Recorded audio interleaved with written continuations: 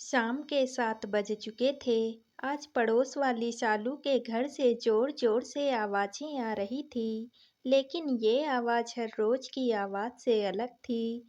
कुछ तो अलग हो रहा था उस घर में। बैठे-बैठे बस शिमला कयास ही लगाए जा रही थी। अक्सर शालू के चीखने-चिल्लाने की आवाज़ें आती थी। वो अपने आप को शराबी पति से बचाने के लिए आवाज़ें लगाती थी। जबकि पति उसे मारते हुए अपने आप को उसका देवता भगवान जाने क्या-क्या समझता था।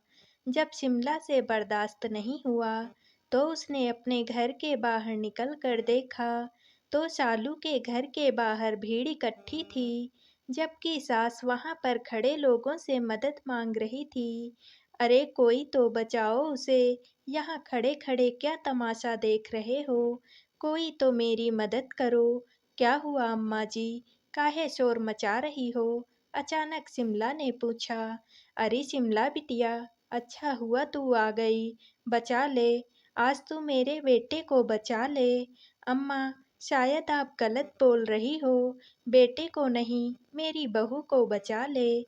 आप तो यही कहती थी, शिमला ने जवाब दिया। उसकी बात सुनकर अम्मा बोली, अरे ना शिमला, आज बहू को नहीं, आज तो मेरे बेटे को बचा ही ले। आज तो मेरी बहू पर रणचंडी सवार हो गई है। देख, कितनी बुरी तरह मेरे बेटे को मार रही है।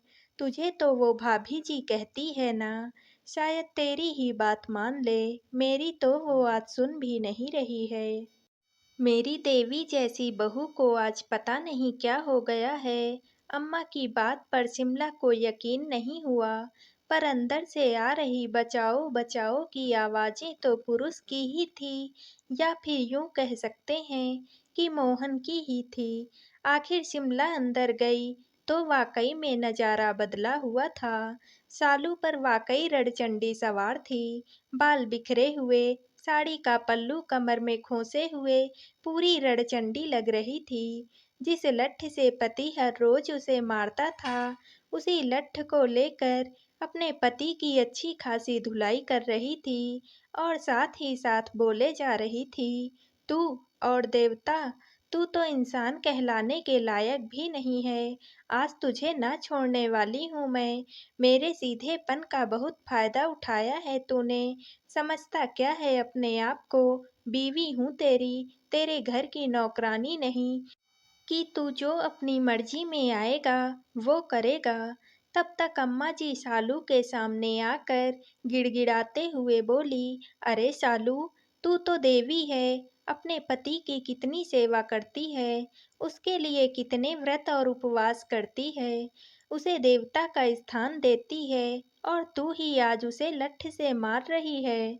अम्मा जी, पत्नी देवी तब तक ही होती है जब तक पति देवता होता था, पर आपका ये राक्षस बेटा तो मेरी छाती पर सौतन लाकर बिठाए दे रहा है, और मैं इसे देवता मानकर पूजती रहूं। काहे अम्मा जी, हाथ पैर तोड़ कर ना बिठा दूं उसे? कहती कहती सालू लठ लेकर मोहन पर वार करने लगी, तो शिमला ने आकर उसे रोक लिया। अरे बस कर सालू, कितना मारेगी? देख, मार मार के सुझा दिया तूने उसको। आखिर बात क्या हो गई? तेरे लिए तो तेरा पति देवता था ना, फिर आज क्यों मार रही है उसे? देवता, ये राक्षस और देवता, मैंने इस जैसे निकम्मे इंसान को भी अपना देवता माना, अपने सिर आंखों पर बिठाया, इसकी मार खाई, पर हमेशा ये सोचकर चुप रह गई कि कम से कम इसके नाम का सिंदूर तो मेरी मांग में है, कम से कम मैं सुहागन तो हूँ। ये मुझे कितना मारता था, फिर भी मैं इसके परिवार को अपना मानकर हमेशा अपनी जिम्मेदारी निभाई, लेकिन ये मेरी छाती पर सौतन लेकर आ गया और लाकर उसे ही मेरे कमरे में मेरे ही बिस्तर पर बैठा दिया। ऊपर से डंके की चोट पर कह रहा है कि उससे शादी करूंगा। कहते हुए शालू की आंखों से आग बरस रही थी। आखिर गलत भी नहीं कह रही थी। कितनी बुरी तरह से मोहन मारता था उसे, पर फिर भी उसे सिर आंखों पर बिठाए रखती थी, और ये तो शिमला ने उस दिन अपनी आंखों से साक्षात देखा था। उस दिन शालू रसोई में काम कर रही थी, जबकि शिमला उसकी सास के पास बैठकर बातें कर रही थी। तभी दरवाजे पर दस्तक हुई। इस समय कौन आया होगा? काम भी नहीं करने देते हैं। हमेशा काम के समय ही कोई ना कोई आ जाता है। कहती कहती शालू ने जाकर दरवाजा खोला तो सामने मोहन खड़ा हुआ था। खड़ा क्या था, लड़खड़ा रहा था। ना आंखें पूरी तरह से खुल रही थी और ना ही पैर जमीन पर टिक रहे थे। पूरी तरह से शराब के नशे में धुत था। उसे देखते ही शालू बोली, अरे इतनी शराब क्यों पीते हो तुम? खुद के पैरों पर भी खड़े नहीं रह पाते। तुझे क्या पता मेरे दिमाग में कितनी टेंशन है। मोहन अपनी लड़खड़ाती हुई जबान से बोला, टेंशन तो मुझे भी होती है। राशन की टेंशन, बच्चों के स्कूल की टेंशन, घर के काम की टेंशन, सास की तबीयत की टेंशन, ऊपर से पति शराब पीता है तो उसकी टेंशन। तो तुम्हारी तरह क्या शराब पी कर टल्ली हो जाऊं, जो बस बहाना कर दिया कि मेरे दिमाग में कितनी टेंशन है। बड़बड़ाती हुई शालू मोहन को सहारा देकर घर में ले आई। चुप कर, कोई अपने देवता से ऐसे बात करता है? याद रख, तेरी मांग में मेरा सिंदूर है। पति हूँ मैं तेरा, तेरा देवता।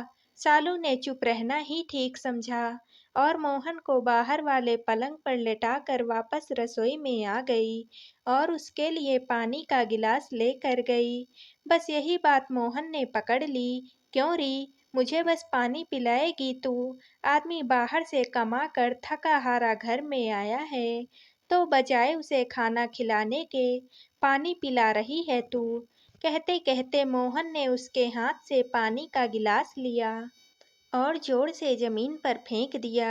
ये देखकर अम्मा जी बोली, अरे रोटी बना ही तो रही है, दो 5 मिनट बैठ, वो रोटी लेकर आ रही है।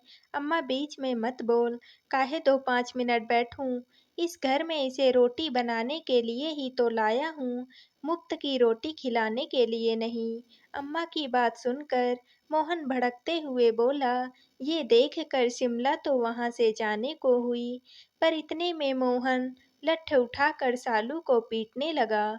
शिमला तो ये देखकर हक्की बक्की रह गई, जबकि अम्मा जी उसे अपने बेटे के कोप से बचाने की कोशिश करने लगी तो उसने अम्मा को ही धक्का देकर एक तरफ कर दिया। किसी तरह सालू ने भागकर रसोई का दरवाजा अंदर से बंद कर लिया, लेकिन मोहन, वो तो रसोई के दरवाजे को ही पीटे जा रहा था, जबकि शिमला ने कभी अपनी जिंदगी में ये सब नहीं देखा था। तो उसे समझ ही नहीं आया कि वो करे तो करे क्या। आखिर थक हार कर मोहन खुद ही पलंग पर आकर गिर गया। थोड़ी देर बाद जब शांति हुई तो शालू ने खुद ही दरवाजा खोल लिया। शिमला ने कुछ मदद के लिए कहा तो शालू बोली, आप रहने दो भाभी जी, ये तो इनका रोज का है। अब बस हम भी खाना खाकर सोएंगे। शालू ने इतनी आसानी से ये सब कह दिया कि शिमला को कुछ भी समझ ही नहीं आया। वो चुपचाप अपने घर आ गई। दूसरे दिन वट सावित्री व्रत था। जब वो मंदिर पूजा के लिए गई तो वहां शालू को देखकर हैरान रह गई। शालू पूरा श्रृंगार कर वट सावित्री की पूजा करने आई थी। शिमला तो एक पल सोचती ही रह गई कि अगर मेरा पति मेरे साथ ऐसा करे तो मैं तो कभी उसके लिए पूजा ना करूं। और ये, शालू, तुमने भी व्रत रखा है? शिमला के मुंह से अचानक निकल ही गया, हाँ भाभी जी, आखिर मैं भी सुहागन हूँ। मैं भी तो अपने पति की लंबी उम्र के लिए व्रत रखूंगी। पर कल तो उसने, कहते कहते शिमला चुप हो गई। अब भाभी जी, मारता है पीटता है, पर जैसा भी है मेरा पति है, मेरे लिए देवता है वो है तो ही समाज में मेरा मान सम्मान है। कहकर शालू पूजा करने लगी। शिमला तो उसे देखती ही रह गई।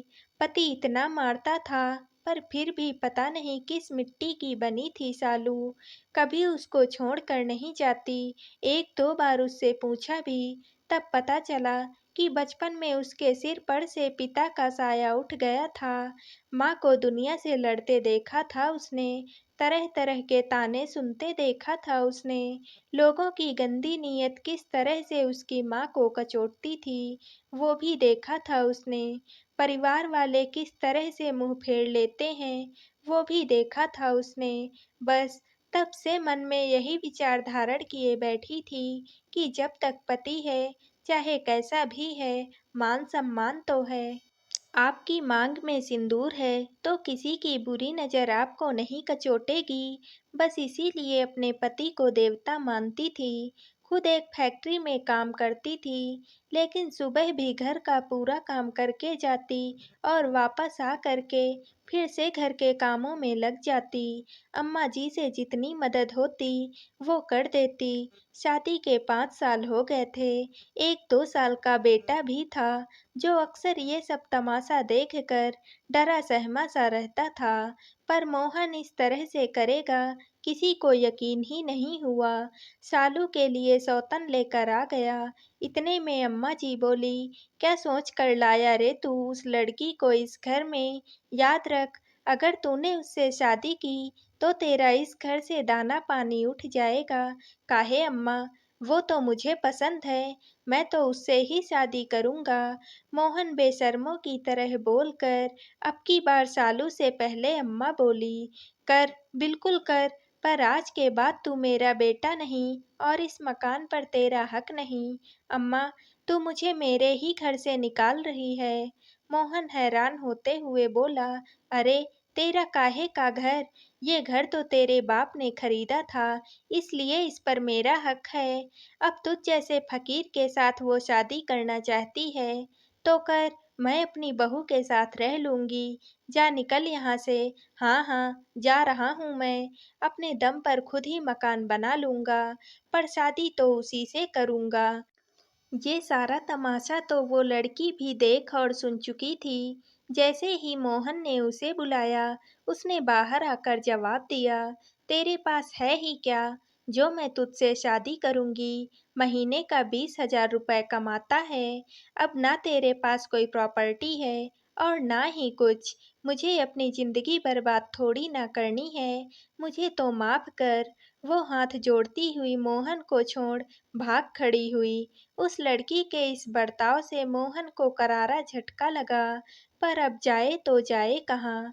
उसने पलट कर शालू की तरफ देखा तो शालू ने कहा, ना, अब मुझे देवी बनने का शौक नहीं है। तुम्हें इस घर में रहना है तो इज्जत से रहो।